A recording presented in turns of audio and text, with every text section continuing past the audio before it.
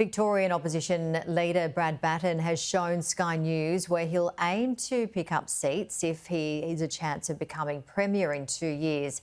In part 2 of our interview series with the new state Liberal leader, Mr Battin outlined his vision for Victoria, which includes high-rise density in certain suburbs. He spoke with Victoria political reporter Simon Love. What's your vision? What do you see Melbourne looking like if you were to become Premier? Like more density, there'd be, a bit more of a vibrant city. You think we'll see more buildings out in those sorts of suburbs towards Box Hill? Yeah, look, definitely out in Box Hill way you need to be starting to look at. But in the city, we've just got so many, as we said before, you've got so many vacant buildings. So you need to actually start to go in and have a plan for what you're going to do with them. We've still got Fisherman's Bend. There's still a lot that can be done out there with development and obviously creating more homes out there. We need that diversity of homes in Melbourne as well.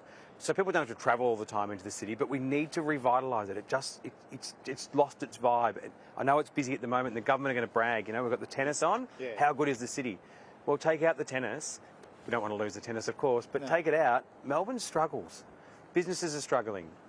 Friday and Saturday nights are probably up a bit, but during the week, it's not what it used to be. You think we've got enough major events like Grand Prix, tennis, that sort of? Is there anything else you'd go after?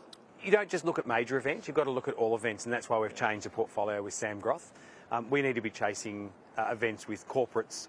We need to have a big industry coming here. We need to have organisations that want to use not just Jeff's Shed, but the other facilities and hotels which hold 30 and 40 patrons and come down to Victoria. This used to be the place to come, but now they look at Sydney, Queensland.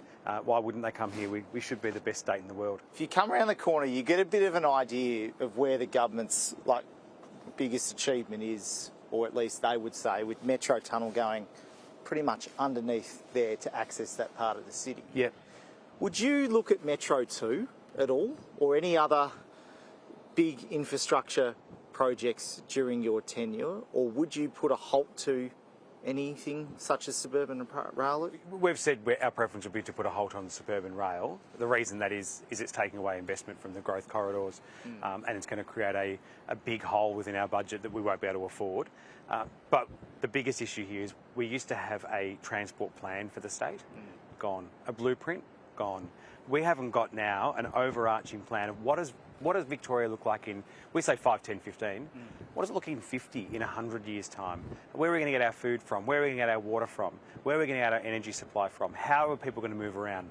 Clem Newton-Brown will tell you it's going to be in Uber drones, and we're going to be landing on buildings. And that might be the case in the future. But we've got to start to plan for that and how we're going to make those changes. So what we'll be doing is making sure that as we get towards the election, we'll start to release some of the ideas we've got, but we need to have a whole-scale plan that industry is having a say in, not just politicians. Do you think things like even just traffic and, it's flowing all right at the moment, the M1 or CityLink and that sort of thing, but where would you start looking at in terms of roads and trying to upgrade existing infrastructure? Yeah, big challenge at the moment, because the reality is we know where a lot of the roads budget's probably going to go in the near future, potholes. Yeah.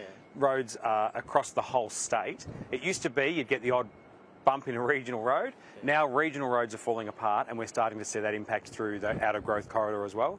Where's the investment need to be? Number one, we do need to invest in public transport, particularly through those growth corridors. Clyde North, no railway station, but putting this in before people move in. Stop waiting till they get in. Once people have bought 2, 3, 4 cars, they don't go backwards.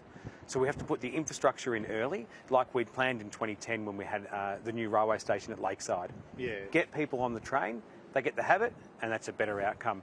We can't continue. The suburban rail loop's not the answer for that, because the amount it's going to cost, we need to ensure that we can get it out through the growth corridors. That's where the issue's going to be with the. Are you going to tear up those contracts, though? We will not tear up contracts. It's an irresponsible government. We've only had one of those in the past recently. To tear up contracts and throw money away is an absolute waste. How would you halt it, though, if you're not tearing up a contract? Well, you have to look at speaking to the organisations, speaking to the companies, finding out what stage they're at. Would you do a com games type thing with? Well, let's hope the government hasn't signed too many contracts that are putting Victorians at risk. This is Labor's responsibility, not ours right now. Yeah. Jacinta Allen, you know that this is going to be putting us in debt to a stage that we can't invest in any other growth corridor.